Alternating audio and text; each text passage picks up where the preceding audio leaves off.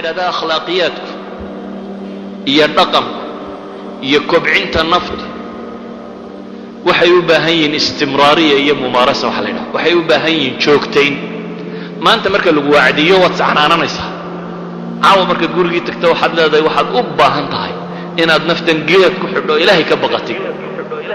aroorta si waaga dambe markuu beriyo wixiiba midhba kama xasuusinid marka waaga dambe beriyo walidaalika waa soomaalidu waxay yidhaahdaan wacdi iyo weydba habeen baa lagu seexdaa bay yidhahdeen iyagoo uga jeedan waa markaa hore laguu sheegayo uni wax dambe oo kasii dambeeya ma jiraan maxay naftu u baahan tahay markaas waxay u baahan tahay in hoggaanka loo hayo oo la kobciyo waxay u baahan tahay in la barbaariyo waxay u baahan tahay in la ilaaliyo oo lagu ilaaliyo dhaqanka fiican oo lagu ilaaliyo akhlaaqda wanaagsan oo lagu ilaaliyo tawxiidka waxay u baahan tahay naftu la daahir yeelo laga daahir yeelo amraad alquluubi waannufuus xanuunada ku dhaca nafta in nafta laga ilaaliyo dulumaadkeeda iyo madmadowyadeeda in nafta laga ilaaliyo waxyaabaha tanjiisiye nijaaseeya in nafta laga ilaaliyo shahwaadka kuwa xisiga iyo kuwa macnawigaaba waxay u baahan tahay naftu in laga daahiro markaasi gaalnimo shirki riyaa nifaaq waxay u baahan tahay in laga daahir yeelo naftu magacdoon iyo maamustoon naftu xub lburuuz inaad muuqato bini aadamku uu iska jecel yahay walow wacdina ku muuqo in waa hebel hebel lagu yidhaahdo aad soo baxdo naftu waa iska jeceshahay laakiin soo bixistu khayr ma leh waxa khayr le qofku inuu mutawaadic yahay oo ilaahay ku xidhan yahay baa khayr leh idan nafta bini aadamka ahi shaytaanku hadduu kaa celin kari waayo khayrka wuxuu isku dayayaa khayrka inuu ku derdersiiyo adigoo khayrkii samaynaya haddana khayr bila ajara inuu kaa noqdo adigoo camalkiiba samaynaya inuu camalkaaga ka dhigo mid ikhlaas beelay ama mid magac iyo maamuus aad ku raadinaysay oo aan ilaahay agtiisa waxba aanad kaga helin bay nabigu salawaatu ullahi wasalaamu calayh aakhiro kuwa naarta loogu horshido maxaa ka mid ahaa waxaa ka mid ahaa buu nebigu yidhi ku wax bixin badnaa waxaa ka mid ahaa buu nebigu yidhi ku qur-aan akhris badnaa waxaa ka mid ah buu nebigu yidhi maxay ku jihaad dagaal badnaayo geesi ahayoo jihaad ku dhintay saddexdaba naartaa lagu shidaa buu nebigu yidhi sababta markii nebiga la weydiiyeyna wuxuu tilmaamayay ka koowaad ilaahay baa wuxuu yidhaahdaa qur-aankii aan ku baray maxaad ku samaysay ilaa habeen iyo maalinba waa anigii akhrinayay buu yidhaahdaa waxa alla uu ku yidhaahdaa waxaad salahayd alla yidhahda hebel waa nin qur-aan akhris badan dayntiina waa tii dadka ku yidhaahdeen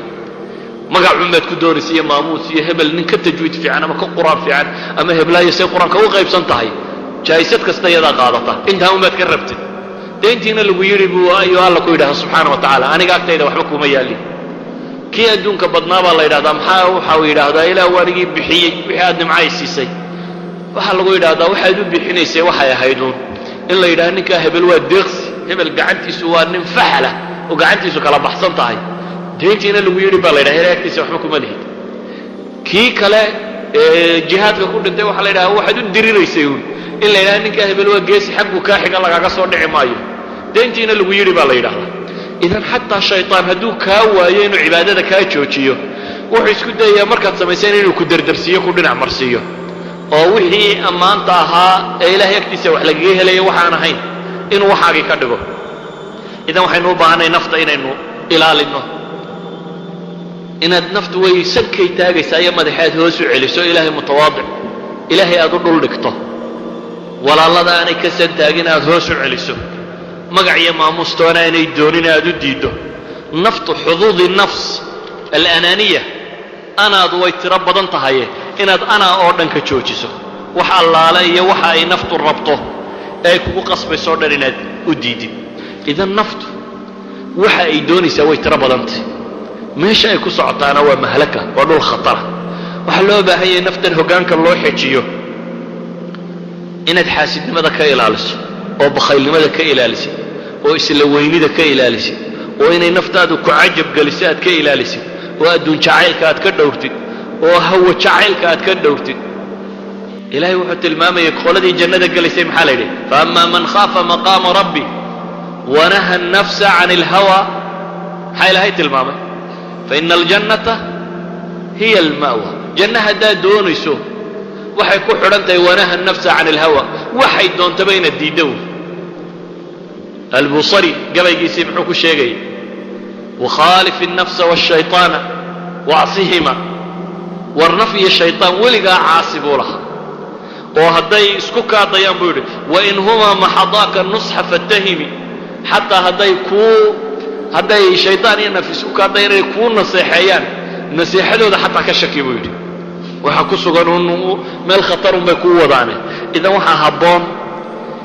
in nafta aad ka xakamayso waxay doonto oo dhan waxay doonto o dhan inaanay kaa helin waxay doonto o dhan hadday kaa hesho jabtay nafta waxay u baahan tahay in la rabeeyo lagu rabeeyo tawxiidka ilaahay iyo ilaahay subxaana wa tacaala asmaa illaahi alxusnaa inaad dhadhansato tawxiidka ku rumayntiisa maxaa ka mid ah waxaa ka mid ah inaad rumaysato ilaahay inuu keliyahay waxaa ka mid ah inaad rumaysato ilaahay gacantiisa inay wax waliba ku jiraan haddaad rumaysato ilaahay gacantiisa inay wax waliba ku jiraan waxaad u baahataba isagumaad weydiinaysa haddaad rumaysato ilaahay gacantiisa inay wax waliba ku jiraan waxaad u baahataba isagumaad weydiinaysa